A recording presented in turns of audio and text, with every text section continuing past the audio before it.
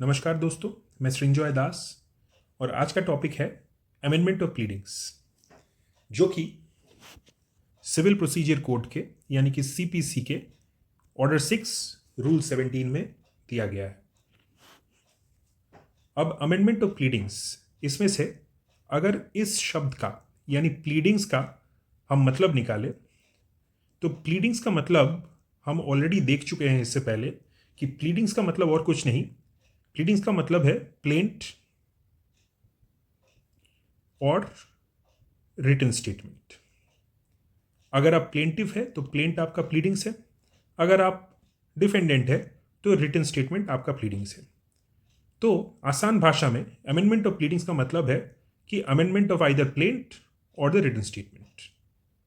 अब order 6 rule 17 जो कि प्रोविजन है अमेंडमेंट का सीपीसी में, उसका हम ब्रेकअप एक बार देख लेते हैं। अगर हम ऑर्डर 6 रूल 17 को ब्रेकअप करें, अगर हम ऑर्डर 6 रूल 17 को ब्रेकअप करें तो चीफली दो चीज उभर के आता है। एक है कि कब हम अमेंडमेंट कर सकते हैं, कब हम अमेंडमेंट का एप्लीकेशन डाल सकते हैं और अमेंडमेंट अलाउ होगा, बाय डिफॉल्ट अलाउ होगा इन दिस केस। तो हम अमेंडमेंट का application at any stage of the proceedings डाल सकते हैं। यहां पे प्रोसीडिंग्स शब्द का जो अर्थ है वो और कुछ नहीं, वो सूट है। यानी कि अगर मैं इस प्रोसीडिंग्स को काट दूं, if I now read into this line, court may at any stage of the suit allow the amendment. Clear है? अब ऑब्जेक्टिव क्या है? ये जो अमेंडमेंट है, इस अमेंडमेंट का ऑब्जेक्टिव क्या है? क्यों प्लीडिंग्स में अमेंडमेंट चाहिए होता है? तो इसका रीजन सिंपली ये है कि for the purpose of determining the real question in controversy between the parties, यानी कि दो पार्टीज में जिन दोनों में विवाद चल रहा है, यानी कि प्लेंटिफ और डिफेंडेंट के बीच जो भी विवाद है, जो भी क्वेश्चंस है, उसको डिटरमाइन करने का या जो कंट्रोवर्सी है उसको डिटरमाइन करने के लिए ये अमेंडमेंट नेसेसरी होता है, सूट जब चलता है तब। ये एक ऑब्जेक्टिव है जो इस स्लाइड में दिया गया है। एक दूसरा ऑब्जेक्टिव भी है जो है to avoid multiplicity of suits. मैं यहां पे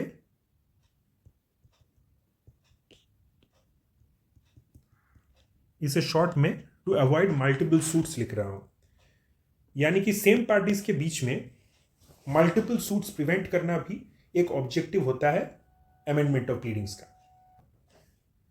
ये ऑर्डर 6 रूल 17 का एक प्रोवाइजो है। ये प्रोवाइजो शुरू होता है प्रोवाइडेड वर्ड से। आप लोग बेयर एक्ट देख लीजिएगा।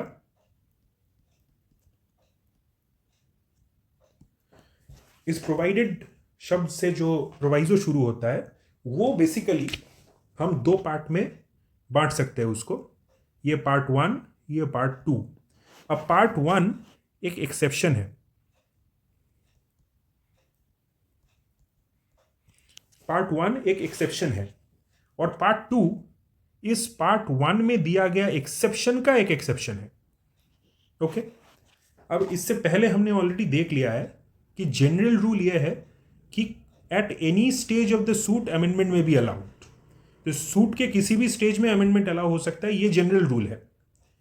इसका एक्सेप्शन देता है प्रोवाइजो।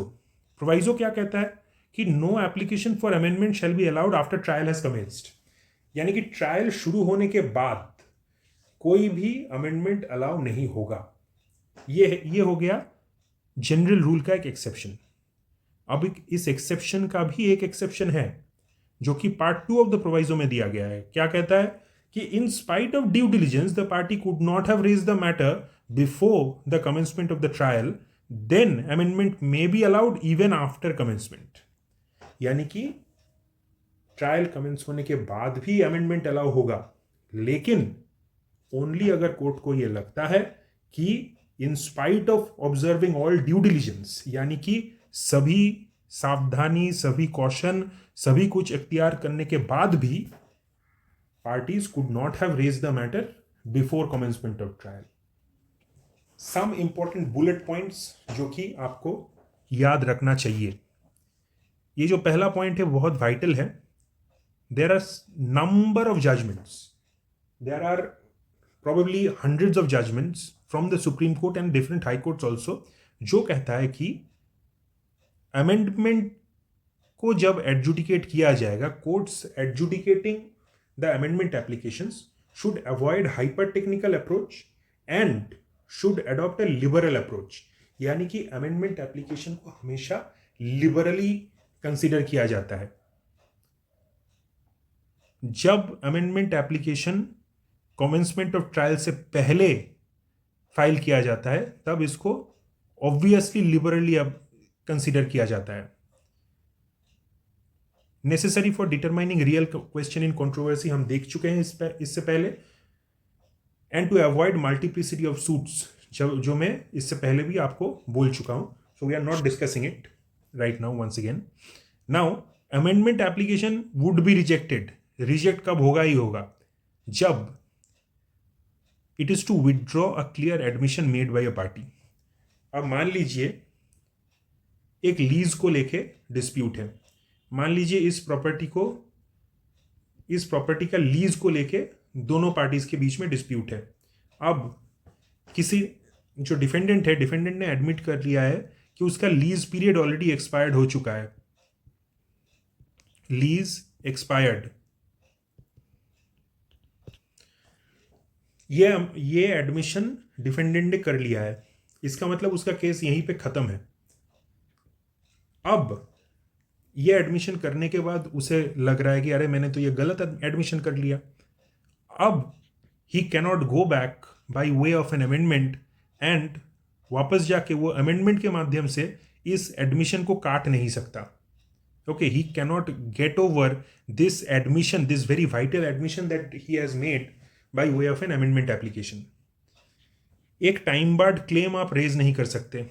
मान लीजिए आप एक प्लेंटिफ है, आपका डिफेंडेंट के खिलाफ कुछ एक क्लेम है. जब आपने सूट फाइल किया तब एक क्लेम करना आप भूल गए, तो बाद में जाके एक टाइम बार्ड क्लेम को आप रेज नहीं कर सकते. Changes in the nature of the suit, this is most vital. Okay, मान लीजिए एक टाइटल सूट आपने फाइल किया है, लेकिन अब आप ऐसा अमेंडमेंट ला रहे हो कि वो टाइटल सूट और टाइटल सूट नहीं रहेगा, मानी सूट बन जाएगा.